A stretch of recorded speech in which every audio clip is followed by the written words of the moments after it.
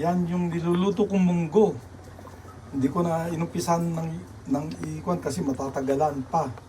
So, una natin ginawa kanina, pinakuluan natin yung munggo nung medyo malambot-lambot na, hinango natin at naggisa tayo ng sibuyas, kamatis, bawang, at saka kunting luya pampaalis ng lansa. Yung pampabango at saka pampakurok. O, para hindi kayo magsawa. Tapos, nilagyan ng konting asin.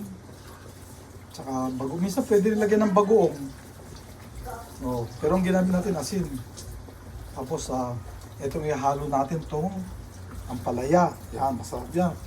Tama-tama yan sa diabetic.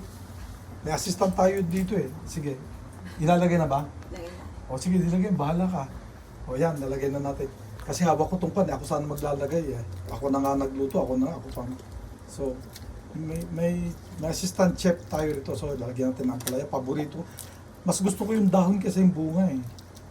Yan, so lalagyan natin. Yan. Sarap niyan.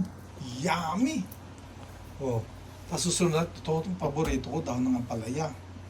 Yan. Tapos hintayin lang natin.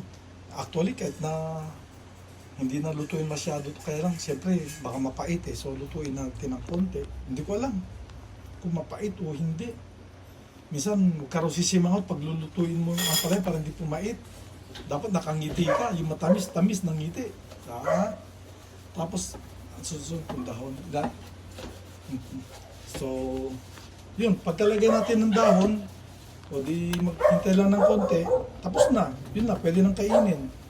So, lagyan din natin ito ng sahog kanina na karne, ng pork. Kasi kung puro gulay lang, baka ayaw ng mga bata eh. At least kung may pork, okay, kakain sila. Kasi alam mo na, mga bata, hindi masyado pa mahilig sa gulay. Gusto nila ulam, fried chicken. Ganun din ako nung maliit ako. Pero nung high school na ako, nung nag-aaral na ako, tutuunan ko yung mga healthy foods. Okay, umiwas na ito. Ay, hindi naman ako umiwas. Umiwas na ako nung nagkasakit na ako. Nung wala pa ako sakit, lahat kinakain ko eh. So yun, pagkalagay nung ampalaya, tapos na. So yun na. Okay, bye-bye.